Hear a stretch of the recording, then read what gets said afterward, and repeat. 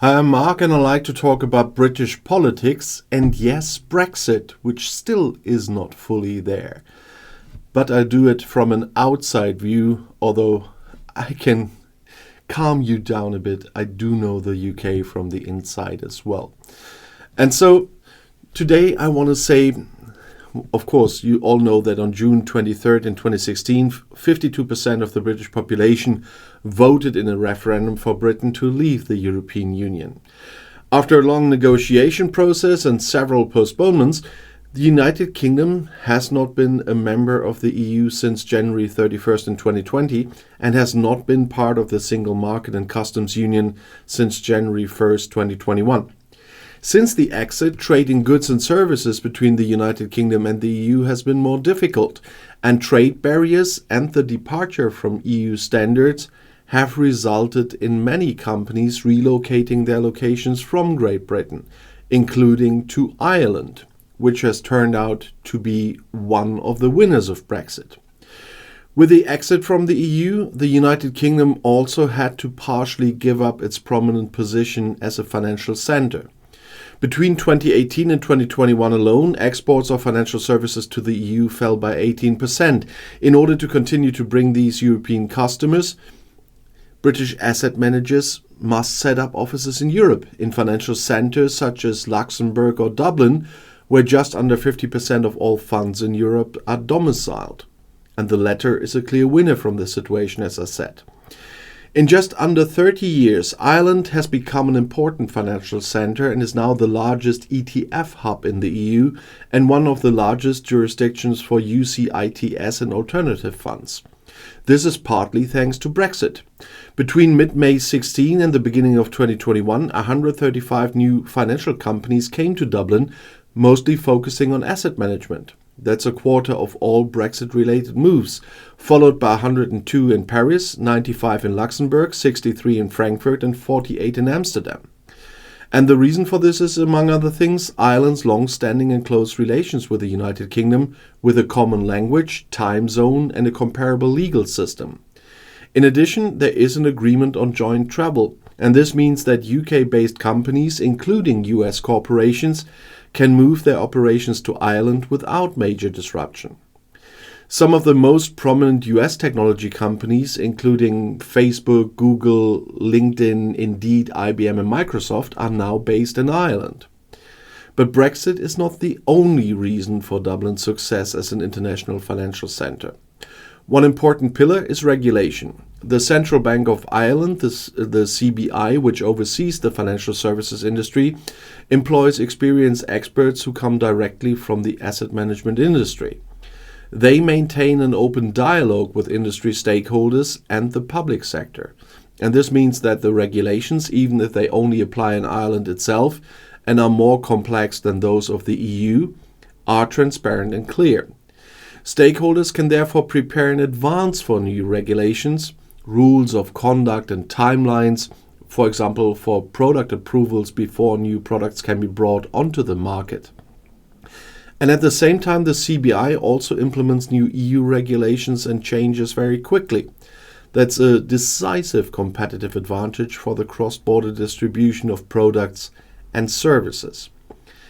The interaction of regulation, infrastructure, and the presence of the most important international market leaders in the industry creates a very attractive and competitive ecosystem in Ireland.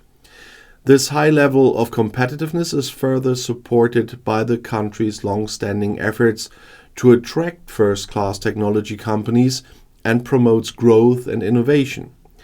Even those starting small there can expand quickly and go international, as Ireland is home to a diverse range of cultures, skills and competencies.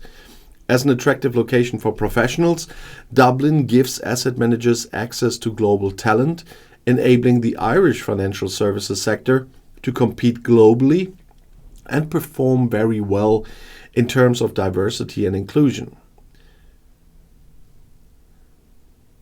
There are companies that have, for example, funds in several European countries, but the headquarters are in Ireland. And when they want to work in the EU, it's absolutely easy, because the decision to locate an island is then often made because of political stability and tax transparency, but also because of the business-friendly specialized ecosystem, which has enabled all those companies to quickly adopt and further develop the best industry standards. Of course, some will argue about the low tax system there, the island being a tax haven for companies avoiding taxes in other EU countries.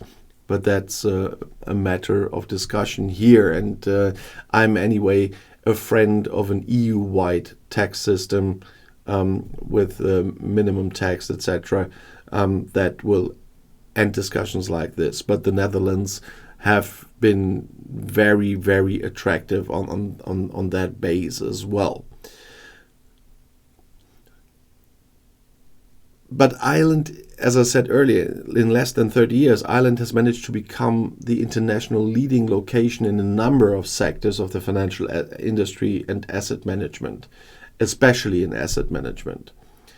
The size of the location and the skills accumulated there can only continue to grow in the future. And together with other financial centers in the EU, Ireland will play an important role in further shaping and strengthening the future of the entire European financial system in competition with the rest of the world. And CEOs of some funds see it like this as well. But a shift in chunks of euro derivatives clearing from London to European Union countries is now inevitable as well. And banks should get ready, as industry officials were told last month, but others warned the EU intervention would backfire.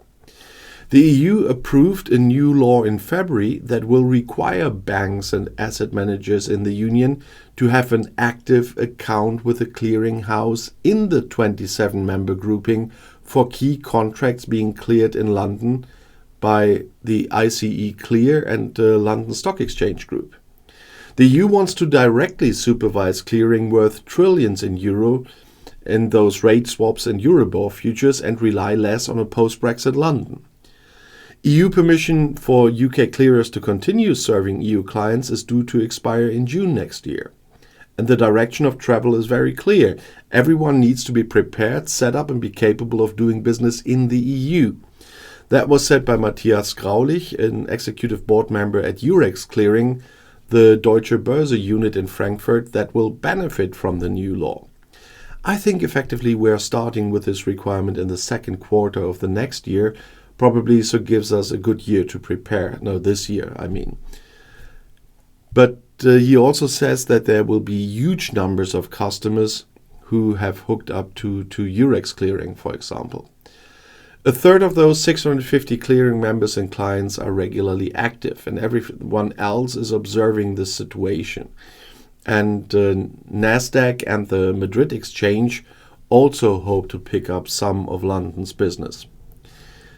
But Hester Serafini, she's president of the ICE Clear Europe, part of ICE Incorporated that owns the New York Stock Exchange, said she was seeing a lot of negativity among customers regarding the EU policy. Instead of motivating people to a value proposition, this policy is just forcing things, and we are not getting a great reception. We are not seeing changes in flows, is what Serafini told on a conference. Customers will ultimately stick with the biggest pools of liquidity to get the best prices, she said. We don't think this policy will ultimately achieve what it's trying to achieve, according to Serafini. The EU securities watchdog ESMA is due to spell out in the coming months what an active account looks like, and Brussels will also decide whether cross-channel clearing can continue, but I do doubt that, because one of the things is the most important security part, especially after announcements by several British Tory governments, even if that is history of the past what they did, but nevertheless the EU wants security in euro clearing, and that means that the EU wants euro clearing at home where it belongs, inside the EU. And there's another part of this: Brexit has not completely started yet. 2025 will be a very interesting year in the financial sector. And if you want to know more, the next video is right here in the end screen. I'll see you there. I'll be back.